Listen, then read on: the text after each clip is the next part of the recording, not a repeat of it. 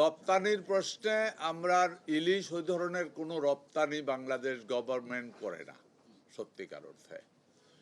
এটা কিছু কিছু সময়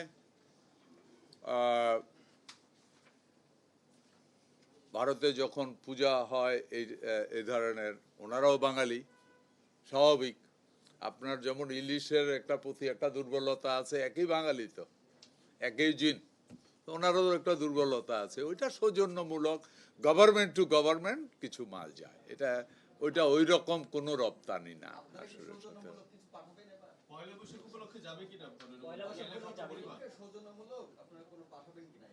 এই সাবজেক্টটা যদি পাঠায়, এটা হেড অফ গভর্নমেন্টের, তো আমি হেড অফ গভর্নমেন্টের ডিপার্টমেন্টের না, আমি ফিশারিজ ডিপার্টমেন্টের।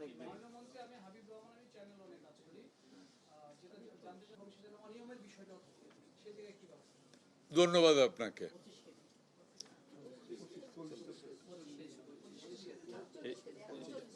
আমার জানা মতো 40 কেজি, আরো বেশি দিই আমরা 2 মাসে 80 কেজি। গত পরশু আমি লক্ষ্মীপুর গিয়েছিলাম জেলেদের সহযোগিতা করার বিষয়টি। আমরা 2 মাসে 80 কেজি চাউল দিচ্ছি, 80 কেজি, 12 কেজি আটা দিচ্ছি, 10 কেজি তেল দিয়েছি,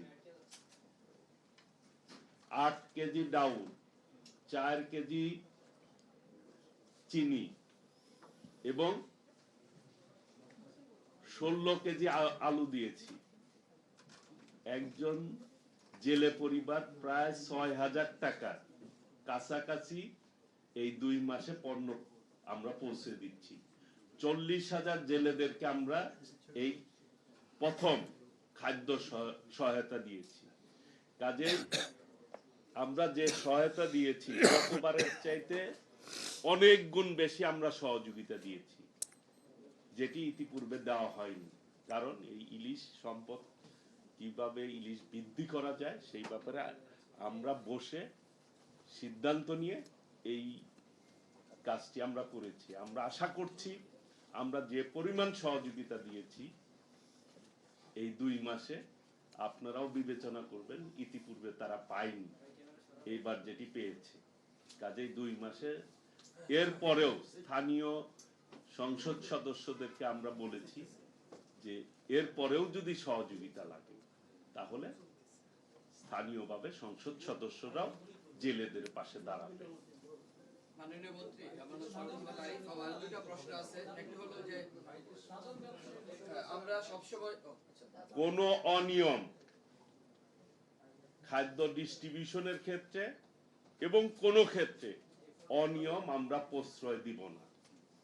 অবশ্যই অনিয়মের বিরুদ্ধে আমরা ব্যবস্থা নিব।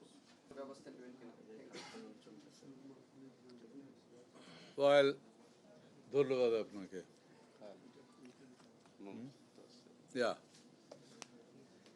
প্রথম কথা হলো যে আপনি যে কথা বলেছেন, যেই নদীগুলিতে ইলিশ মাছ আসে ওই নদীগুলির মুখে চর পড়ে গেছে, আপনার সাথে একমত আমরা। এটা আমরাও উপলব্ধি করছি, বুঝতে পারছি। ইলিশের উৎপাদন বাড়াতে হলে ওই জায়গাগুলিকে ক্লিন করতে হবে, যার কারণে আমাদের আবার খাল এবং নদী খনন প্রকল্পটা কিন্তু ওই জন্যই নেওয়া আছে। কারণ নদী খনন মানে ওই জায়গাগুলিকে ক্লিন করা, যাতে করে ইলিশ সুন্দরভাবে মুভমেন্ট করতে পারে। সেকেন্ড কি বলছিলেন আপনি? ওকে, থ্যাংক ইউ। ওকে, এটা যেটা আছে লিমিটেড কিছু জায়গায়। খারাপ লোক ছিল পৃথিবীতে, এখনো আছে, ভবিষ্যতেও থাকবে, তবে এদের সংখ্যা খুব বেশি না, লিমিটেড।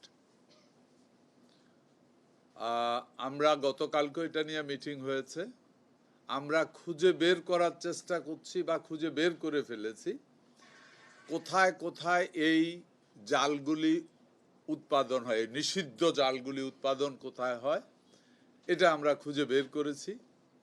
আমাদের বিশ্বাস আমরা অনেকটা বের করতে পেরেছি, এবং আরও যদি থাকে ওইটাও বের করব।